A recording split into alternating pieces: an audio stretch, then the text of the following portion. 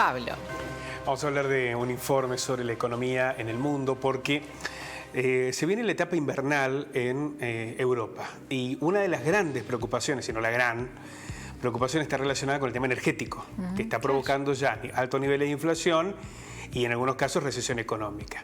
La guerra entre Rusia y Ucrania ha desmoronado los acuerdos que en las últimas décadas habían garantizado el abastecimiento de energía en Europa. Por un lado, porque hay sectores, países europeos que ven con recelo la idea de comprarle a Rusia y financiar, digamos, a Rusia en esta lucha con Ucrania, y otros que dicen, bueno, si nos cortan la energía no tenemos manera de garantizar el abastecimiento. Y Rusia juega un poco con eso, ¿no? Con esa situación tan compleja en medio de una guerra que se ha extendido mucho más de lo que imaginaban aquellos que suponían una rápida victoria de Rusia, aquellos que imaginaban que Rusia no iba a llegar hasta tan lejos, los que ven con cierta alarma cómo Ucrania va incorporando elementos bélicos y con esto sostiene en el tiempo la conflictividad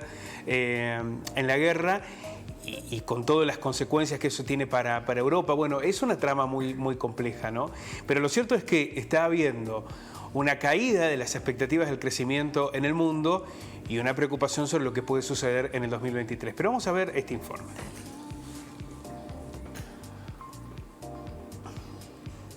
La alta inflación, las políticas restrictivas de los bancos centrales y las consecuencias del conflicto bélico entre Rusia y Ucrania harán que el año que viene sea uno de los peores en las últimas 3 décadas de la economía mundial.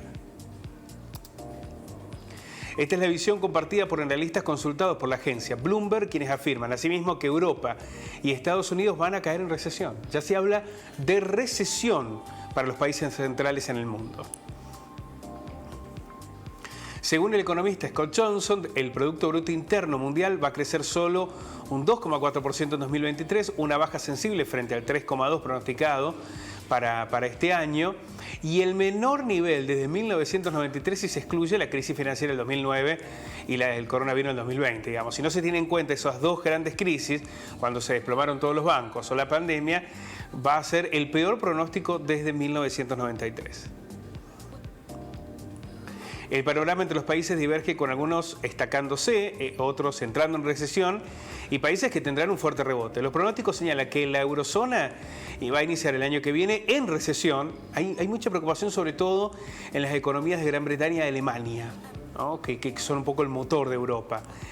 Mientras que Estados Unidos, por el contrario, se va a contraer a finales del próximo año. Es decir, si hay recesión en los Estados Unidos será al final del 2023. Otros países como India y China van a registrar un fuerte crecimiento.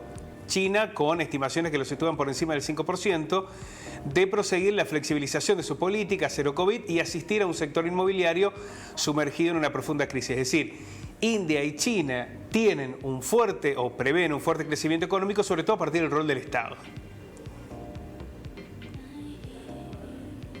La inflación va a ser un factor determinante, según Johnson. La Fed va a continuar con su política restrictiva en los Estados Unidos de la mano de una inflación que va a continuar por encima de la meta que la va a llevar como consecuencia a no aplicar ninguna reducción de tasas hasta por lo menos el 2024.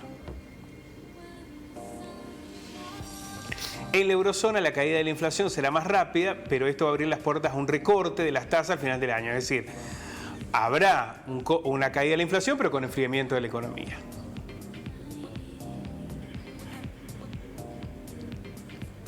Las proyecciones se sitúan en línea con lo del Fondo Monetario Internacional, que advirtió en su último informe de perspectivas económicas mundiales que más de un tercio de las economías se van a contraer en algún momento de este año, de lo que queda de este año o del próximo.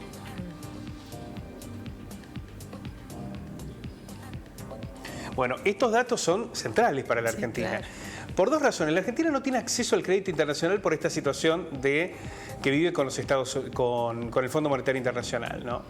Pero necesita vender, necesita de un mercado que esté ansioso por comprar materias primas, la Argentina quiere apostar al negocio de la energía. Bueno, necesita un mercado que compre.